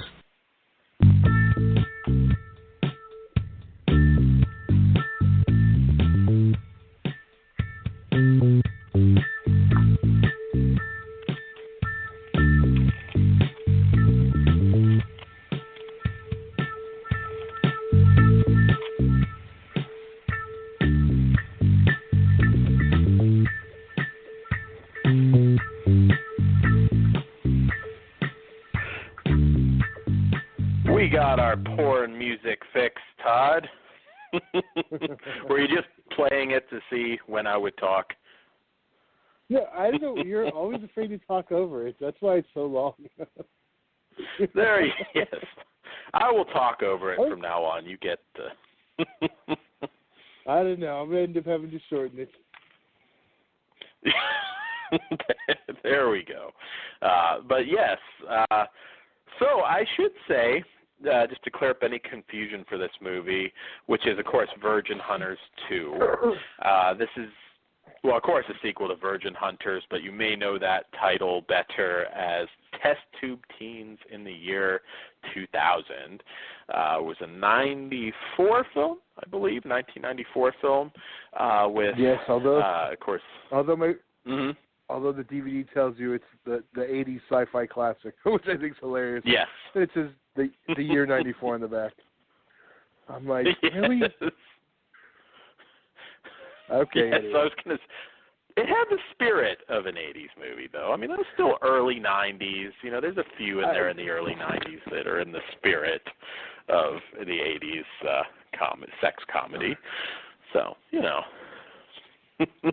I agree. It's an honorary.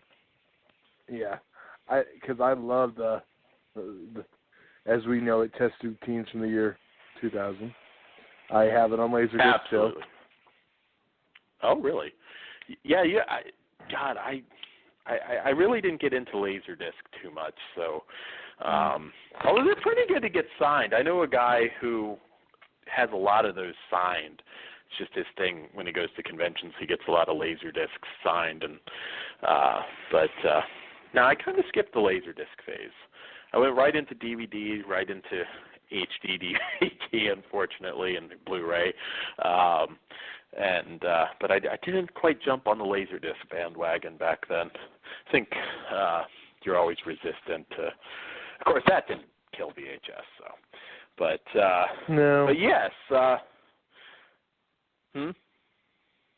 No, I said no. It did not. It was a high-end niche market, and I still laugh when people bitch about having to spend $40 for a Blu-ray, because I was spending $100 for a Laserdisc. Holy shit! I forgot how expensive those were back in the day. But there are a few things on Laserdisc that are still awaiting DVD release. So, actually, more than a few things. Some a little more obscure, but they are out on Laserdisc. Taking it off. Yes. It'll happen, Todd. Don't stop believing.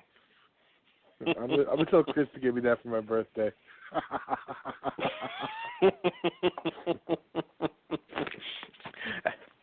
Absolutely. I'm my fingers are crossed for you. You might get it, but yes. So The Hunt is on in the year 2099 in the sequel to sci-fi sex romp classic Virgin Hunters. Unsatisfied by her Lex 500 sex robot, Supreme Commander of the World Alliance, Camilla Swalls, has banned all forms of sex. The future is a serene and productive place, but nobody is doing the nasty anymore as the government has laced the food with passion suppressants, causing a world full of virgins. Enter the Altarians, an erotic race of virgin-hunting sexual predators. They've come to Earth to fuck, and they won't let the band keep them from busting a nut. Teaming up with Beth, a nymph in training, the Virgin Hunters set out on an orgasmic mission of galactic proportions. So there we go. Long synopsis. I'm a big fan of the first one. Todd's a big fan of the first one. I really suspected that this could be very problematic, trying to do a sequel to this. And, really just this genre in general now in 2016. But, Todd, I thought they did a decent job. This isn't test tube teens. The charm is not there. But this is actually, I was fairly satisfied with it. I thought it was a pretty decent softcore title with some funny moments. I mean, the budgets, as you were saying, definitely a lot lower. The spaceship is more or less blacked out with Christmas lights, so you can't see any detail at all. The money's not there, but I still think they did a decent job. I mean, what do you think? It ain't 1994, I'll tell you that. No, it's not, or the 80s. Yeah. When this was made. Well, they used the time machine. That's how it was made in the 80s. Come on, figure it all out. The time chamber. Absolutely. And no Morgan Fairchild in this one, except through flashback. 5 minutes in, I was like, damn, this is just going to be another generic softcore, Skinamax flick. Mm-hmm. And then it picked up. I mean, because we start off, we get the spaceship, Christmas light scene, and just a little bit of, softcore humping. Mm-hmm. And I was like, oh, no, please. And then it picked up, so I was actually pleasantly surprised. Yes, it was lacking in the budget. They went with the story, and it made sense. I liked that they connected them very well. And it was. I mean, it's hard to compare to the first one, because I love the first one. First one is pretty damn hysterical. It is definitely just what the doctor ordered. Yeah. Yeah. And it was a treat seeing Amber Newman back as the waitress. Yeah. She's not worked regularly in a while, so I was like, wow, she's still beautiful.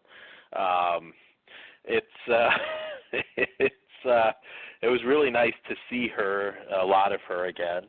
Of course, she's, also a Jess Franco alumni, so I've always been a big fan of her. One I haven't gotten to meet, though. She's still on my list as somebody. I don't think I've ever seen her at a convention that I can remember. But, the budget's way low. It's nowhere near what the original was. But like I said, I was pleasantly surprised.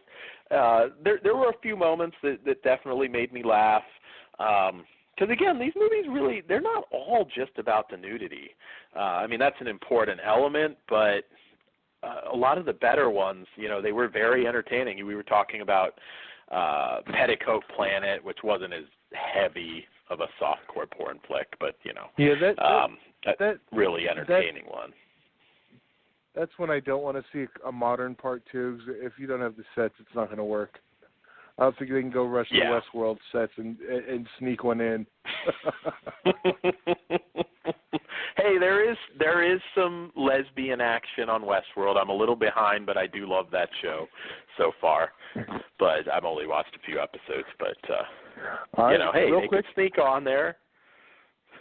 Real quick, sorry guys, we're about to hit the archives. So just we'll be back with a new show and very soon. I don't know our day yet. I'm assuming Thursday, but we'll hopefully Thursday. We'll be back soon. And if you're still hearing us or you're listening to us in the archive, we'll continue our conversation.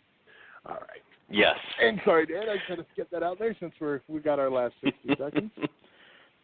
Yeah, like I said, this is one that it still brought a smile to my face. I mean, it's definitely. I was watching it, and you were probably thinking the same thing. It was like there was like no lesbian scene, and I was like, oh fuck, this one I'm gonna have to punish it. And then we did. We got the freedom fucker and the president had their lesbian scene, so it did have that, and it's like, okay, it satisfied it. It had to have one lesbian scene, so yes, it did have that. Not the sexiest softcore film, but it was really good seeing Amber Newman back. It's no Femalian or Lolita 2000, even going later into the Surrender and Torchlight catalog. But there's only, I hope this is. Mm-hmm. I think there is technically only 2 Torchlight titles to ever get released before the Paramount deal was over, and that was this. It's weird because Virgin Hunters was supposed to come out under that title in February, I believe, of '94, which would have been the first title. Didn't happen. Screeners were sent out. And then Beach Babes from Beyond became the first Torchlight title. And then shortly after, Test Tube. Yeah, yes. And then shortly after was Test Tube Teens from the year 2000. So I don't know if like the distributors were like, or the video stores. Let's be honest, Blockbuster was like no to the title, and they came back with Test Tube Teens. Yeah, I was gonna say I kind of like the Test Tube Teens title. I think Virgin Hunters people would have been more likely to overlook it as just another softcore title. I always liked Test Tube Teens. It caught my eye back in the day. I mean, although I would have just as easily picked up Virgin Hunters, but yeah, I hope that they do more like this. Because the budgets are so low now anyways on a lot of the new Full Moon stuff that, doing some more softcore titles wouldn't be such a bad thing. I know she probably won't now, but is it at all possible that Jacqueline Lavelle will come back to do some of these? It's probably just a pipe dream now. I was thinking that too. She still looks great last time. Oh, yeah. Trophy heads, yeah. I would love to see it. But I know. I was thinking the same thing because I don't know. Probably married now and doesn't want to take her clothes off. Yeah. Well, I don't know. Should we bring it up? Well, we're supposed to be getting more, apparently, according to one director close to Full Moon. I guess I'll just say that. Femalian 3 is a must. And even if she doesn't want to take her clothes off, we have to get Lavelle in the movie at least. She can pass the TNA torch to the next generation, if nothing else. I'm just throwing it out there. It's got to happen. This is a very, like I said, it had a few good laughs, and it was great seeing Amber back. And, it's not going to blow your mind, but it's a more than a serviceable softcore porn flick. And the whole outlawing of sex, we might get that. Trump could win. You know what I mean? We'll know next week. If they had done that, if they had outlawed all that perversion, we'd still have David Carradine, and Charlie Sheen wouldn't have AIDS. So, it. Let's be real. He'd still figure a way at it. That is true. We need Charlie Sheen in Virgin Hunters 3, but they do tease Virgin Hunters 3, so that's that could be coming our way. Like I had mentioned, I hope that Full Moon sells these on the Skinemaxes and some of the other channels, because they all you still see this stuff on those. all the time. You know what's ironic about that? Did you hear, and it's been a couple of years now, a few years, but I heard Cinemax was going to start phasing it out, and last I looked, I don't think they have. I mean, you still get your late-night TNA flicks. Yeah, I think they're not on Cinemax now. Are they on one of the sub-maxes? Is that how they did move them? Yeah, I guess, yeah. I have the whole, I mean, I get everything, so maybe Me too. I'm not. They might, honestly, I don't know, but I thought the same thing. Yeah, I still see them on all the time. They're also, is it the Movie Channel, one of theirs? They're always playing them too. Yeah, I hope that stays alive. I mean, if you're up at, 1 a.m., whatever, I mean, you don't want to watch Citizen Kane. I mean, the titty flicks will always have a home on Skinemax, or they should. So yeah, hopefully we'll get to see Virgin Hunters too on that. And, but I mean, you have Full Moon streaming. Do they have all the Surrender titles up? They don't have them and Torchlight all up, I don't believe. They have quite a. They have a lot. Their catalog's pretty deep. A lot of them need to be remastered. No surprise, I know. And unedited.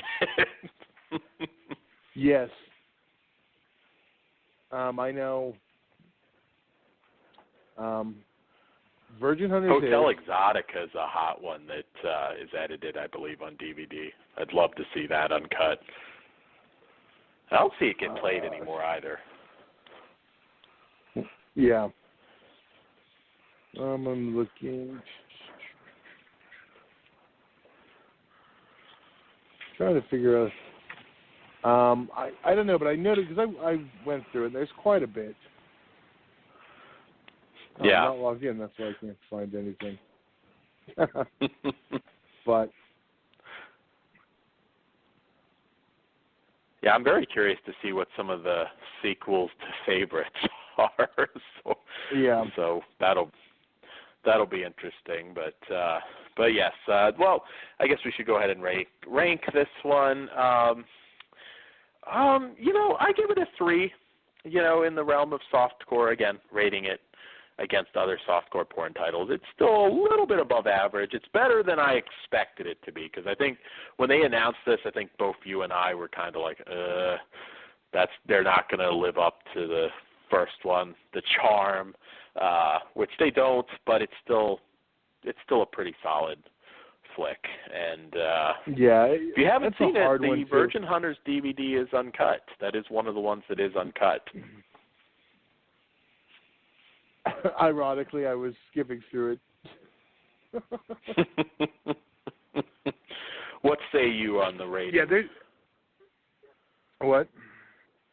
What say you on the rating? Oh,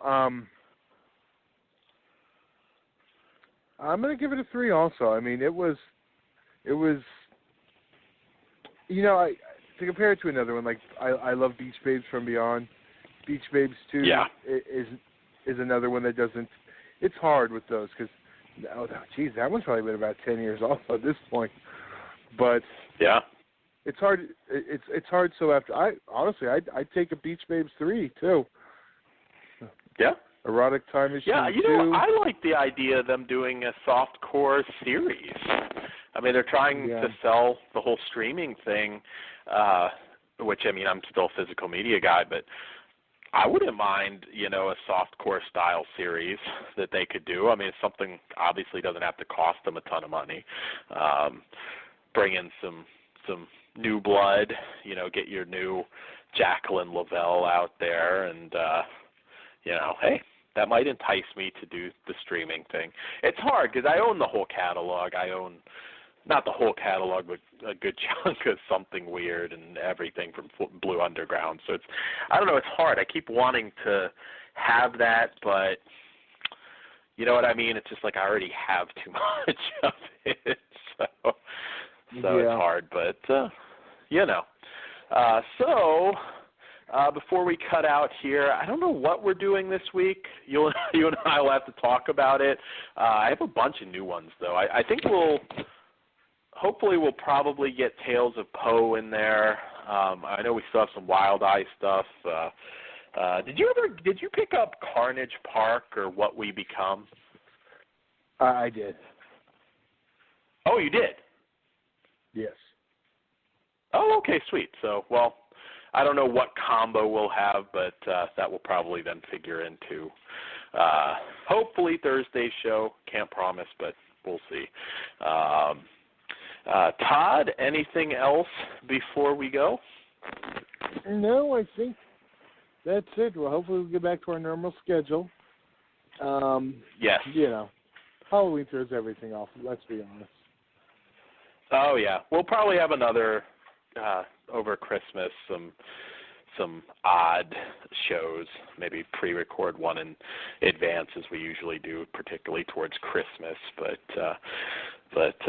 I actually have the house to myself for Thanksgiving. Everybody's going to Disney World, and I am not. I'm doing some other stuff, so we'll have to do something. Blood rage. Huh? Blood rage.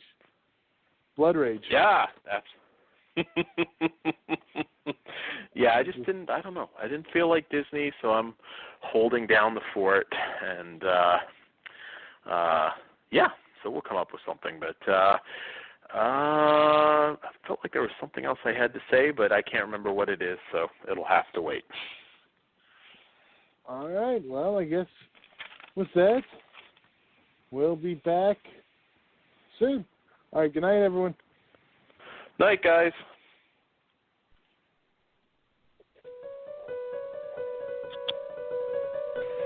It's here. Hello? Have you checked the children? They're all taught, though. Whatever you do, don't fall asleep. I'm afraid. Don't be afraid. No. Be afraid.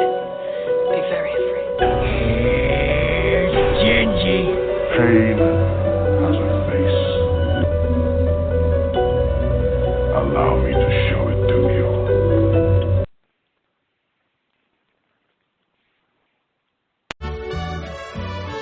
With AT&T, take your U.S. plan to Mexico at no extra charge. When you choose an eligible plan, place calls, send text, and enjoy your plan data in Mexico like in the U.S.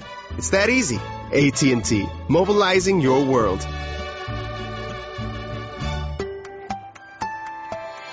Subject to plan rates, terms, international fees, overage charges, or data speeds. Restrictions apply. See store for plan details.